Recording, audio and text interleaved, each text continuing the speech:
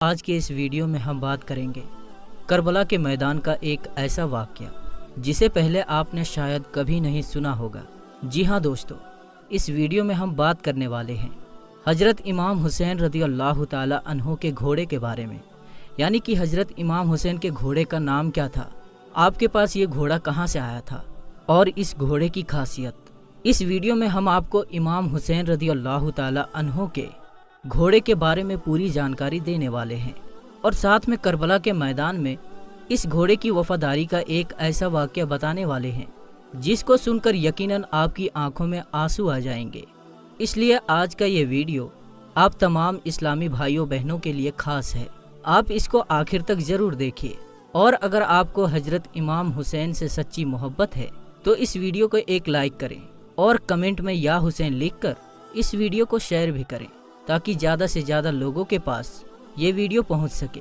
تو چلیے دوستو شروع کرتے ہیں۔ سب سے پہلے ہم آپ کو بتا دیں کہ حضرت امام حسین کے گھوڑے کا نام جلجنا تھا۔ جلجنا کو ایک مرتبہ ایران کے بادشاہ نے اللہ کے پیغمبر حضرت محمد مصطفیٰ صلی اللہ تعالی علیہ وسلم کو تحفے میں دیا تھا، اور آپ صلی اللہ تعالی علیہ وسلم کا یہ معجزہ ہے کہ آپ جس گھوڑے میں ایک بار بیٹھ جایا کرتے تھے تو پھر اس گھوڑے کا عمر بڑھ جایا کرتا تھا، یعنی کہ پھر وہ گھوڑا کبھی بھی بوڑھا نہیں ہوتا تھا۔ اسی وجہ سے اتنے سالوں کے بعد بھی کربلا کے میدان میں یہ گھوڑا بالکل تر و تازہ اور جوان تھا۔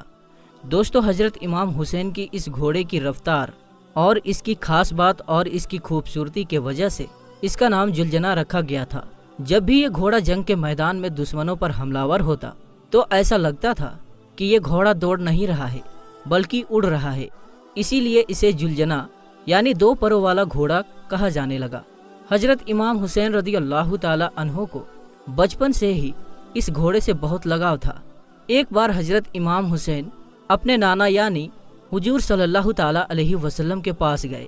اس وقت آپ صلی اللہ تعالی علیہ وسلم اس گھوڑے کے پاس تھے اور ساتھ میں آپ کے کچھ ساتھی بھی تھے۔ حضور صلی اللہ تعالی علیہ وسلم نے جب آپ نے نواسے حضرت امام حسین کو دیکھا تو وہ بڑے خوش ہوئے اور پوچھنے لگے، بیٹا کیا تم اس گھوڑے پر سوار ہونا چاہتے ہو؟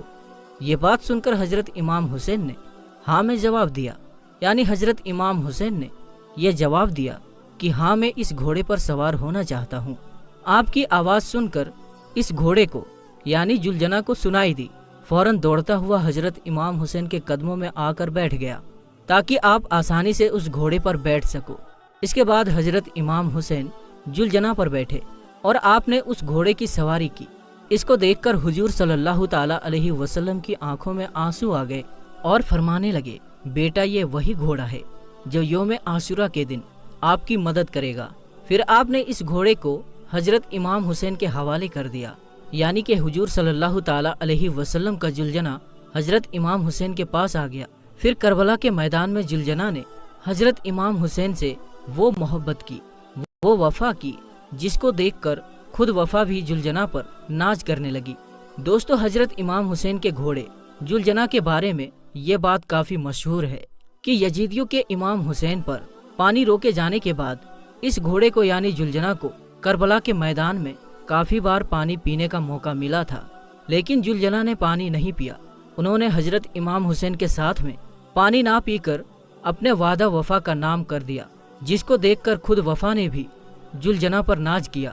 اس کے بعد جب کربلا کے میدان میں 10 محرم کے دن حضرت امام حسین جب جلجنا سے نیچے گرے تو آپ کا یہ گھوڑا آپ کے سامنے اس طرح سے آ کر کھڑا ہو گیا، تو پھر یزیدیوں کے طرف سے آنے والی ہر تیر کو اپنے جسم پر جھیلنے لگا۔ اس وقت جلجنا کے جسم پر اتنی تیر لگی کہ اس کے جسم کا کوئی بھی حصہ باقی نہ رہا۔ روایتوں میں ہے کہ جلجنا کو اتنے تیر لگنے کے باوجود بھی حضرت امام حسین کے اس گھوڑے نے 60 سے زیادہ یزیدیوں کو موت کے گھاٹ اتار دیا تھا۔ اس کے بعد جب ظالموں نے حضرت امام حسین اور ان کے ساتھیوں کو شہید کر دیا تو آپ کا یہ گھوڑا جلجنا تمام لاشوں کے ارد گرد چکر لگانے لگا اور زور زور سے ہنہنانے لگا۔ پھر جلجنا امام حسین کے لاش کے پاس آ کر ٹھہر گیا اور اپنی پیشانی کو امام حسین کے خون سے تر کر لیا۔ پھر اپنے پاؤں کو کربلا کے زمین پر اس طرح مارا اور اتنی زور کی آواز نکلی کہ پورے میدان میں سناٹا سا چھا گیا۔ یہ دیکھ کر دشمنوں کے بھی पसीने छूट गए। उस वक्त उमर साद की नजर इस घोड़े पर पड़ी तो अपने लोगों से कहने लगा, इस घोड़े को मेरे पास लाया जाए। ये घोड़ा अल्लाह के रसूल के बेहतरीन घोड़ों में से एक घोड़ा है। फिर उमर इब्ने साद के कहने पर लोग इस घोड़े को पकड़ने के लिए दौड़ने लगे। जैसे ही वो लोग जुलजना के करीब आए तो जुलजना ने इस कदर अपना पांव मारा कि उसको वापस वहां से भागने का भी मौका नहीं मिला। वो लोग वहीं पर ढेर हो गए। ये देखकर उमर इब्ने साद चिल्लाया, इसको इसके हाल पर छोड़ दो, देखते हैं कि ये क्या करता है। तो जुलजना लोगों के हुजूम से निकला और हजरत इमाम हुसैन के पास आकर अपनी पेशानी को हजरत इमाम हुसैन के खून से सुर्ख कर लिया। फिर इस तरह से रोया कि जैसे कि कोई औरत अपने जवान बेटे की लाश पर रोती है। अल्लाहु अकबर।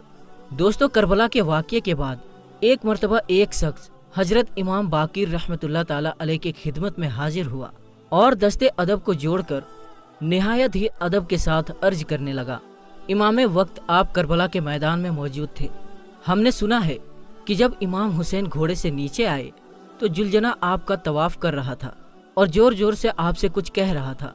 ए रसूल अल्लाह सल्लल्लाहु ताला अलैहि वसल्लम के नवासे, आप हमें बताएं कि उस वक्त वो घोड़ा हजरत इमाम हुसैन से क्या कह रहा था। बस इतना सुनना था कि हजरत इमाम बाकिर रहमतुल्लाह ताला अलैह जारो कतार रोने लगे और फरमाने लगे, इस वक्त जब हजरत इमाम हुसैन घोड़े के जिन से जब जमीन पर आने लगे तो फिर वो घोड़ा आपका तवाफ करने लगा था कि दुश्मनों की कोई भी तीर, कोई भी नेजा आपके जिस्म पर ना लगे। दुश्मनों के तीर से आने वाली हर वो तीर को जुलजना ने अपने जिस्म पर झेला। उस वक्त जुलजना के जिस्म पर कोई भी ऐसी जगह नहीं बची थी जहां पर तीर ना लगा हो। उस वक्त जुलजना जोर जोर से चिल्लाकर यजीद के फौज से कह रहा था कि लानत हो तुम लोगों पर कि अपने ही रसूल के नवासे को कत्ल कर रहे हो। फिर उस शख्स ने पूछा, ए नवासाए रसूल, क्या उस वक्त वो घोड़ा और भी कुछ कह रहा था? इतना सुनना था कि हजरत इमाम बाकिर रहमतुल्लाह ताला अलैह चीख चीख कर रोने लगे और फरमाने लगे, ऐसा उस वक्त वो घोड़ा कह रहा था कि ए मेरे आका हुसैन, बस एक बार आप मेरी पुश्त पर सवार हो जाओ, मैं आपको इतना दूर लेकर जाऊंगा कि किसी भी जालिम की तीर आपको छू ना सकेगी। ये सुनकर मेरे दादा हुसैन ने फरमाया, ए जुलजना, तुम जाओ, खेमे में चले जाओ और जाकर मेरी बहनों और बेटियों को बताओ कि आपका इमाम हुसैन अपने नाना रसूलुल्लाह सल्लल्लाहु ताला अलैहि वसल्लम के पास आया है। बस इतना सुनते ही वो घोड़ा खेमे की तरफ बढ़ा और जाकर बीवियों के खेमे के बाहर जोर जोर से आवाजें निकालने लगा। बीवियों ने सुना तो सोचा कि शायद मेरे मौला हुसैन आ गए हैं। जैसे ही बाहर आकर उन लोगों ने देखा कि सवारी तो आई है लेकिन उसके ऊपर सवार नहीं है और इमाम हुसैन का घोड़ा नेजों और तीरों के जख्मों से चूर है, तो वो रोने लगी। इतने में रोते हुए सकीना जुलजना के करीब आई और कहने लगी कि ए मेरे बाबा के घोड़े, मुझे ये बताओ कि जब मेरे बाबा मैदान में जा रहे थे तो उस वक्त वो प्यासे थे, मेरे बाबा ने पानी पिया था या फिर उन लोगों ने मेरे बाबा को प्यासा ही शहीद कर दिया? तो ये सुनकर जुलजना जोर जोर से हिनहिनाने लगा। ये देखकर बीवियों ने मातम करना शुरू कर दिया और या हुसैन की सदाएं बुलंद होने लगी। फिर शहजादी सकीना फरमाती है, ए बाबा के घोड़े, तुम्हारी ये लटकी हुई जीन बताती है, तुम्हारे ये कटे हुए बाजू बताते हैं कि मेरे बाबा घोड़े से उतरे नहीं थे बल्कि वो घोड़े से नीचे गिर गए थे।